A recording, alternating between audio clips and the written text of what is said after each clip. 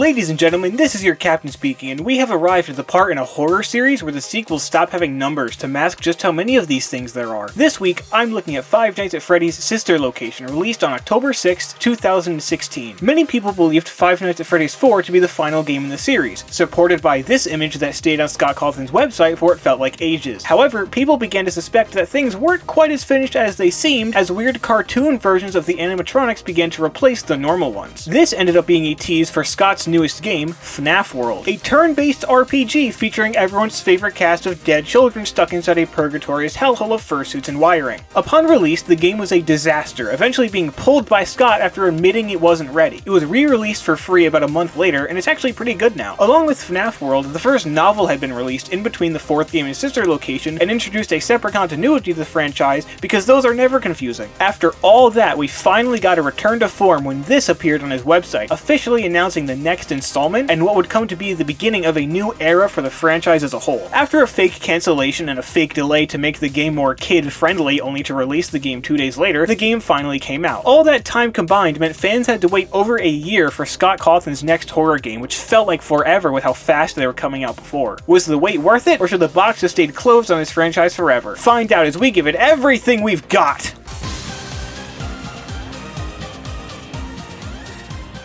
The game begins, and its higher production quality is already immediately obvious as we have a cutscene with actual spoken dialogue that isn't just Scott's voice. Voice 1 tells us that this batch of murder machines are technical marvels, but that some of the design choices seem a bit questionable. And I don't think he's talking about that very tiny skirt on this very humanoid robot. Voice 2 tells us the fantastic features that come with the package, including singing, dancing, balloons, and ice cream. That ice cream will probably be red though, and I don't think it's strawberry. Voice 1 then responds with all due respect, those aren't the design choices we were curious about, Mr. Afton. And if you watched my video on the FNAF novels, you know why that name is important. In those books, William Afton is the name of the purple guy, and this cutscene confirms that that's the case in the games as well, even if they're in separate continuities. Upon pressing start, you hear a little girl's voice. Daddy, why won't you let me play with her? After that, the gameplay begins, and we get the first indication of this game's meta style of humor with the AI helper hand unit asking you to type your name onto a keyboard having a mental breakdown. Oh, for goodness sake, help! I need help! It seems that you had some trouble with the keypad. I see what you were trying to type, and I will auto-correct it for you. One moment.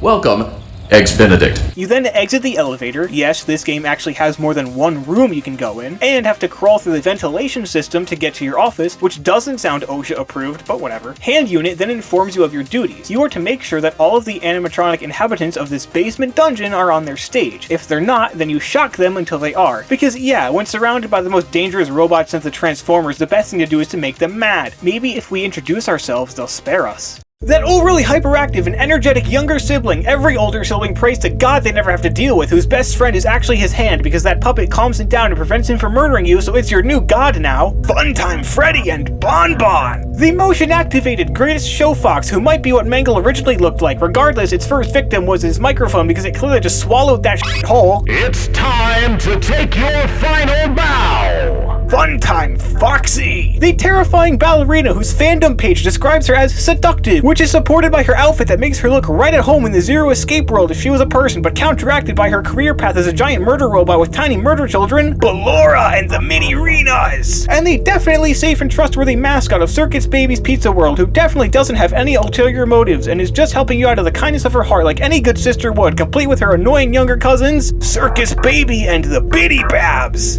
Strange names of certain characters aside, when in the main office, Ballora Gallery is on the left, Funtime Auditorium is on the right, and the event ahead takes you to Circus Gallery. It shouldn't be too hard to piece together who goes where. After successfully getting Ballora and Funtime Foxy back on their stage, and seemingly doing the same to Baby despite not being able to confirm it, you head home for the night to watch your favorite show. I love how immediately different this game is from all of its predecessors. From the colors, to actually being able to move between different locations, to not having to survive to 6 for 5 nights, and the inclusion of voice acting. The standouts to me are Heather Masters as Baby and Kellen Goff as Funtime Freddy. I don't recognize you. You are new. I remember this scenario, however. Hey, Bon Bon! Go get him! but everyone puts in a great performance. After a tense yet uneventful first night on the job, we head right on into night 2, which I'm sure will be just as uneventful. Before we begin though, the little girl's voice can be heard again, this time saying, Daddy, you let the other children go see her. Why won't you let me go? During your descent, Hand Unit offers to change his voice setting to something of your choosing. Once again, your crackhead keyboard lets you down, but not to fear, Hand Unit is great at predictive text. Thank you for choosing Angsty Teen. But don't let that name fool you. Angsty Teen is an aspiring comedian. Just listen to his hilarious story. A dead body was found in this vent once? Okay, so not that funny, but it's a story. You then have to shock both Ballora and Funtime Foxy after seeing that they're looking right at you through the glass. It's at this point that I would have noped out of this job entirely. Angsty Teen doesn't seem to like it either.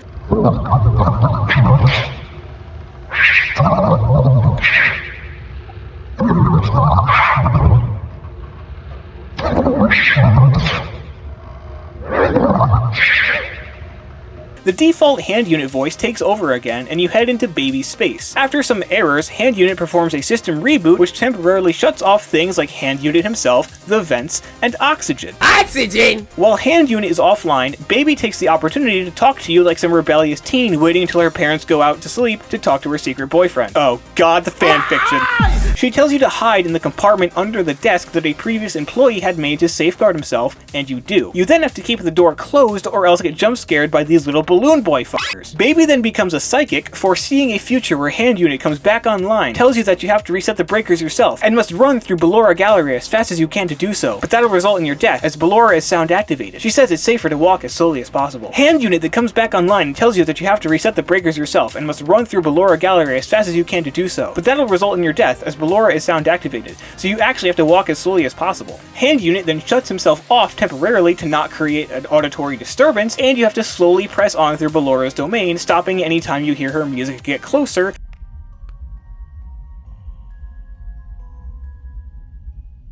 which leads to two of the most tense moments in this whole freaking game. It seems you are taking a long time. Please proceed as quickly and as quietly as possible.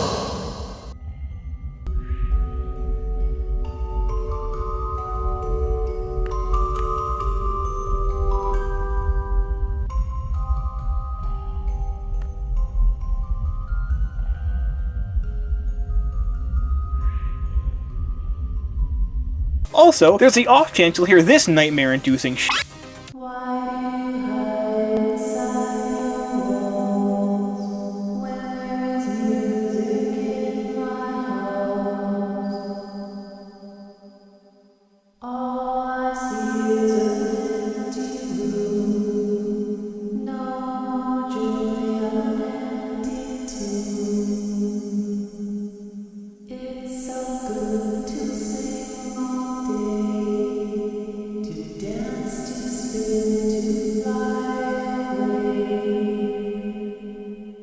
And you don't get a second to rest after you're done because you still have to reset all the breakers and you aren't alone. You've stumbled into the den of the most dangerous bear and he doesn't like visitors. So you have to flip up a monitor to reset all the breakers while also flipping it down and activating Bonbon to calm Freddy down and send him back to his place. Oh, also, the counter doesn't continue when you flip the monitor down, so you have to get one fully completed or it won't count. After that, you walk through Ballora Gallery again and your night is over, which means more drama for you! Night 2 is probably my favorite of all 5.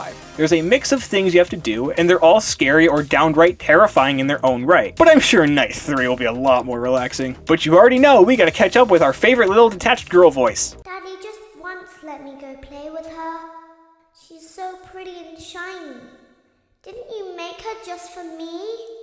Insightful as always. After Hand Unit questions your life choices and makes you doubt your safety, he asks you what kind of music you like to hear. Ooh, maybe some nice rock, maybe some 2010s pop, or even some Casual bongos. Yeah, that works. As usual, you have to check to make sure the pink purveyors of panic are all on their stage. So can I start therapy now, or should I wait for the nightmares to set in? Hand Unit then instructs you to not check on Baby and go straight into Funtime Auditorium. But Baby's vent is open and you know I'm diving right in. That came out wrong. Your refusal to listen to basic instructions is rewarded, as Baby tells you the story of the one and only time she was on stage. She counts how many people were there in the room at the time until there was one. Then Baby made some ice cream and made that one kid ice scream. Upon entering Funtime Auditorium, you're told that Funtime Foxy is light activated, so you have a flash beacon that will temporarily light up the room to help you cross. While not as tense as crossing Ballora Gallery, seeing Funtime Foxy tweaking out is still creepy. When you reach Parts and Services, you have to fix Funtime Freddy. Upon doing so, you must safely cross Funtime Auditorium. Ha! Unavoidable story jump scare! Night 3 isn't too hard, and it's not as scary as Night 2, but at least everything is unique. Daddy, she can make balloons. Have you seen her make balloons? Oh, Daddy, let me go to her.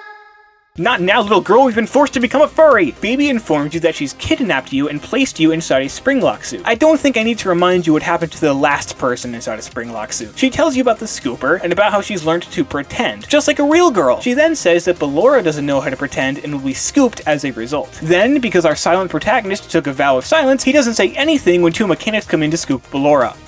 Baby then opens the Springlock faceplate so you'll be found on the cameras and rescued, but until then you have to keep the Springlocks wound and shake off the mini-renas trying to kill you, which loosens the Springlocks. This is widely regarded as the hardest night in the game, as it's 3 minutes of keeping the 10 locks wound up while shaking off mini-renas. This night was nerfed shortly after release, but it's still a challenge. Upon completing it, our hero just goes home and watches TV like nothing happened as he prepares for the 5th night. Hit me with it, little girl! Daddy isn't watching. That's it? Come on! Hand Unit informs you that 2 technicians are still on site, and then offers you a gift basket of your choice, which will be deducted from your paycheck. The options include things like Exotic butters. a bit early, Hand Unit. The options include things like a cash basket. Exotic butters. The options include Exotic butters. I'm moving on! Upon arriving, something seems to be missing. Anyway, you see that the 2 technicians are just hanging around. Come on, guys, get back to work. Guys, tonight, you have to fix Circus Baby and send her to the scooping room. Upon doing so, Baby warns you that Ballora will kill you if you don't follow Baby's strict instructions. Doing so leads you straight into the scooping room, where the big twist is revealed. Funtime Foxy has already been here today. Funtime Freddy has already been here today. Ballora has already been here today. Circus Baby has already been here today. I've been out before, but they always put me back. They always put us back inside. There's nowhere for us to hide here. There is nowhere to go when we look like this.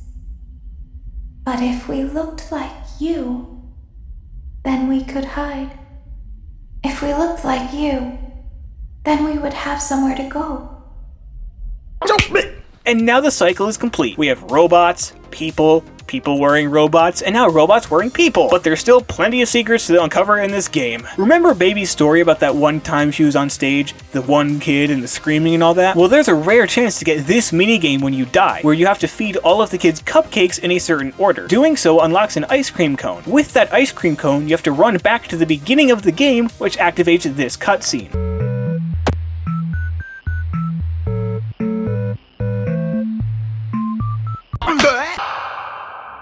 And now feels like a good time to hear our little companion's final lines. Don't tell Daddy that I'm here. I wanted to watch your show too. I don't know why he won't let me come see you. You're wonderful.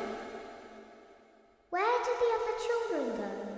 Some of you may have put the pieces together earlier, especially if you watched my video on the books, but the voice we've been hearing is Elizabeth Afton, daughter of William Afton. Baby was specifically designed to lure kids in and kill them. Those aren't the design choices we were curious about, Mr. Afton. William wanted to keep his daughter away from his custom-made kid collector, but she snuck in when no one else was around and was scooped up and killed. But the fun doesn't end there. Looking at the map in the Extras tab shows you a secret room that you never go into. Going towards it instead of listening to Baby on night 5 after completing the death minigame will bring you into this office, where you play a more familiar game with Ennard. the name given to the amalgamation of fun times. Also, typing 1983 into that keypad activates the monitors and shows stills from the FNAF 4 house, revealing that this whole building is under that house and the kid we played as was another child of Afton's. I guess when you murder children, fate decides to murder your children to get even. This side game with Ennard inspired a non-canonical custom night DLC to be released, which adds the Electrobabs, Yendo, Bonnet, and Lolbit. Completing each of the preset challenge modes rewards you with a cutscene of our protagonist walking down the street, and we see him slowly embrace his inner grimace as they go on, until eventually he projectile vomits robot spaghetti into a sewer, but manages to live somehow. You won't die,